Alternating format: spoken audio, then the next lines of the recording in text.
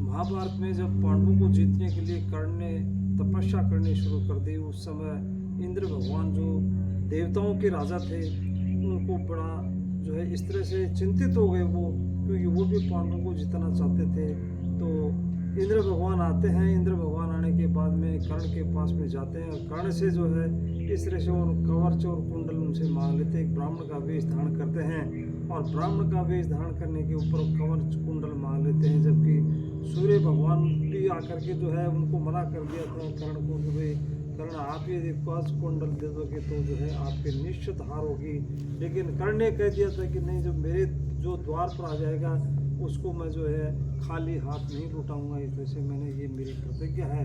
इस तरह से इंद्र भगवान वहाँ जाते हैं कर्ण ब्राह्मण के वेश में और उसे कवच कुंडल मांग लेते हैं। माता पार्वती जी तो कुंती थी, उनकी जो माता थी, तो माता भी उनके पास में जाती है और माता उनको कहती है, कर्ण को कहती है कि मेरे जो पुत्र आपका मेरा ऋण कैसे चुका पाओगे। तो कहते हैं कि मेरे पुत्र हो आप तो इस तरह से, और मेरे पुत्र होने के उसमें सूर्य भगवान के वरदान से आप उत्पन्न हुए थे और इस तरह से जो है मैंने लोक लाज से आपको बहा दिया था नदी में इस तरह से। लेकिन मेरे पुत्र हो, लेकिन उसमें कर्ण ने ये जो है उसको माता पार्वती को इसको कुंती को आश्वस्त कर दिया था कि कुंती को इस तरह से कि माता जो है आपके पांचों पुत्री रहेंगे, चाहे मैं मारा जाऊँ चाहे अर्जुन में, क्योंकि मैं अर्जुन को इसलिए मारूंगा इसमें, और जो है आपके जो बेटे हैं जो पुत्र हैं उनके ऊपर मैं हथियार नहीं चलाऊंगा। इस तरह से जो है उसने कर्ण ने कहा था कुंती को।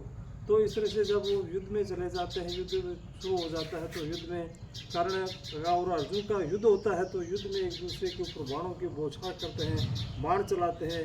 अर्जुन उसके ऊपर बाण चला रहा है और कर्ण उसके ऊपर बाण चला रहा है। उसमें इस तरह से और अस्त्र इस तरह से बाणों को एक दूसरे से काट रहे हैं। तो काटते इस तरह से उनका जो एक कर्ण का जो रथ था, उस रथ का पहिया जो है उसमें मिट्टी में नीचे धंस जाता है। तो नीचे धंस जाता है तो उसमें कर्ण सोच रहा है, उसमें कर्ण ने कहा भी था उस समय कि अर्जुन इस तरह से जो है कि धर्मयुद्ध है, धर्मयुद्ध जब तक मैं मेरा पहिया उसके रथ में नहीं चढ़ा देता हूँ, जब तक आप वो बाणों की बरसात नहीं करो, बाण नहीं चलाओ इस तरह से। लेकिन जो है उसने अर्जुन ने मना कर दिया था। उसमें अर्जुन ने कहा था वो सब आपका धर्मयुद्ध कहाँ गया था जब अभिमन्यु को आपने सब ने मिल करके मारा था, इस तरह से आपका उसमें धर्मयुद्ध कहाँ गया था। तो इस तरह से वो जाते हैं तो इस तरह से अब जाते जाते क्या करते हैं कि उस समय भगवान श्री कृष्ण उनके साथ में थे और जब पहिया धंस जाता है तो भगवान श्री कृष्ण को कहते हैं कि पात्र क्या देख रहे हो, इसी समय यही मौका है। तो जो है कर्ण के ऊपर वो बाण चलाते हैं। तो पहले उसमें कर्ण ने बाण चलाया था, तो कर्ण का बाण चलाया था, तो जो है एक वो ब्रह्मास्त्र जब बाण था तो जो है अपने रथ जो है अर्जुन के रथों को और बैलों को उनको घोड़ों को नीचा झुका लेता है उनके सम्मान के लिए, और बाण ऊपर के उनके सर के ऊपर से निकल जाता है इस तरह से। लेकिन जो है उसी समय जो है और रथ उसमें अर्जुन उसके बाण चलाते हैं, तो अर्जुन बाण चलाते ही जो है उसका सर कट जाता है, कर्ण का अवसर करते ही जो है उसका वो ख़त्म हो जाता है वहीं पर। तो उस समय जो है सारे के सारे कौरव जो थे वो भयभीत हो जाते हैं। दुर्योधन आता है, भयभीत हो जाता है। तो कृपाचार्य जी आते हैं, तो कृपाचार्य ने कहा कि यार दुर्योधन से कि अब भी जो है इस तरह से अब पांडवों से संधि कर लो, हमारे सारे के सारे योद्धा मारे गए हैं, कर्ण मारा गया है, इस तरह से आपके जो है इसमें।